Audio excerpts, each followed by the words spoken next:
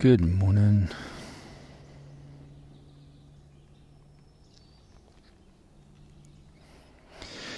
Okay, let's see if this actually works. Good morning.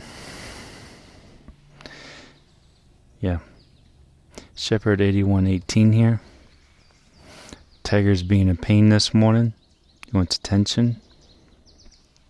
But hey, it's a good morning. It's sun shining. The clouds are nice. And it's just cool and nice. It's not steaming hot.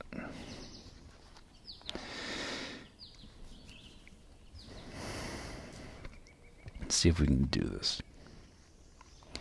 Yeah. Maybe not. Anyway, I wanted to talk about a few things. I've been thinking about storms and songs that dealt with storms and never got around to it. And then I went to church yesterday.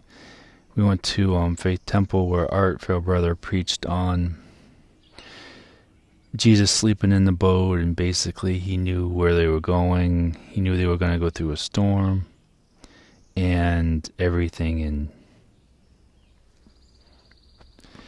the disciples freaked out.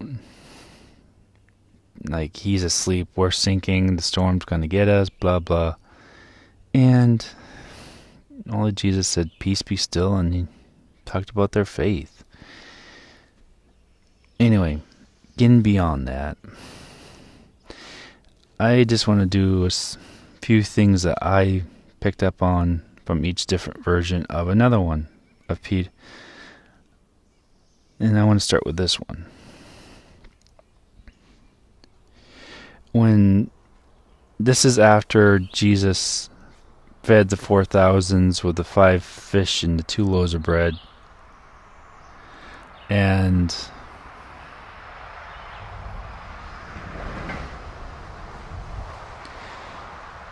yeah, we get a noisy road. And afterwards, he sent the disciples to go on to another place.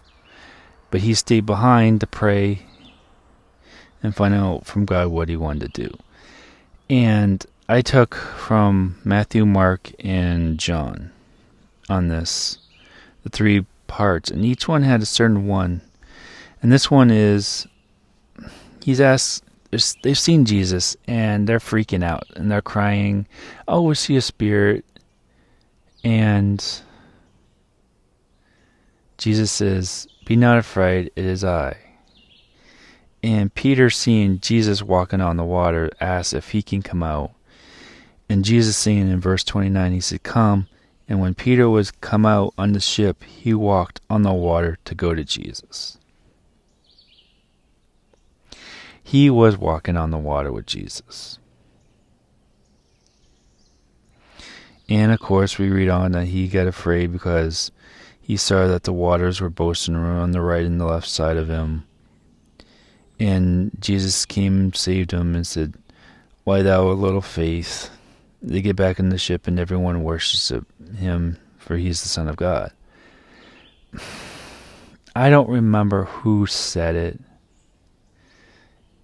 but no one credits Peter for getting out of the boat. They always pick on him for, oh, he doubted, he lacked faith. But I mean, out of 12 people, he was the only one that decided, hey, let's get on the boat. Let me get on the water. I want to go with you. And it just amazes me how sometimes we are quick to judge people because we didn't do it. We didn't walk on the water. We stayed in the boat. And sometimes we got to step out. And that brings up my next point. This is after he gets there. He says, be of good cheer. It is I, be not afraid. And then it says in verse 51, he went into them in the ship, and the wind ceased, and they were all amazed and beyond the measure of wonder. But I like this part. For they considered not the miracle of the loaves, for their hearts were hardened. I mean, if you really go back and look at the scripture, they're like, what can this little boy do? I mean, here's this little kid. He comes to them, offers all he has. I mean, he offered 5 loaves and 2 fishes. Or, 5 loaves and 2 fishes. And they're like, that could barely feed, and the disciples are like, this could barely feed anybody. And Jesus, takes it, starts breaking it up, and they had 12 baskets left over. And you think that would kind of encourage the disciples to have faith, and then they obeyed Jesus and gone on ahead of them. They didn't doubt, they obeyed, and here they get caught in the middle of a storm. And then they say Peter walking on the water. He doubts. And when they finally get back in the boat, they were afraid because their hearts were hardened, because they didn't even really pay attention to the last miracle. How many times do we go through a situation, we complain to God, we're going to sink, we got spirits around us, and all the time, God's in control of the storm, because he knew it was coming, and he's the one who's walking on the water to us in our situation, and we're like, oh, we're saved, but we're not even going to think about it. How many times do we not really pay attention to what's right in front of us? I mean, if you really look at it, this happens to the disciples almost any time. Every time there's a miracle, every time they do something, they're like, ooh, ah. And then something else happens, and they're like freaking out again. Because they're not letting it sink in.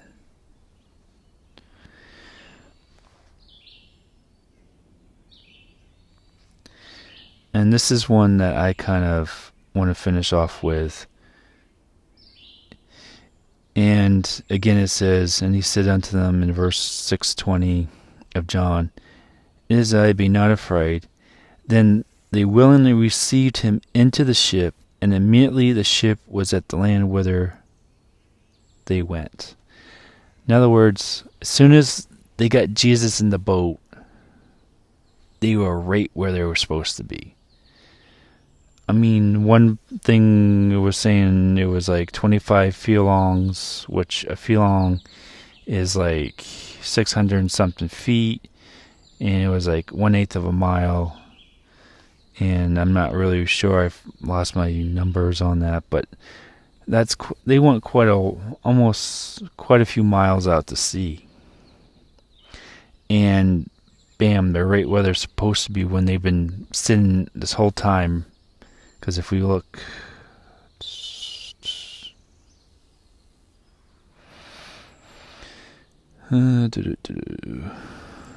at this one,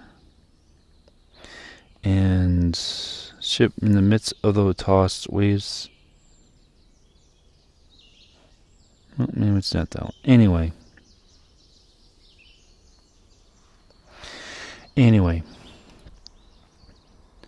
through everything that happens, sometimes the storm in life is meant to challenge us, show us where we're at. And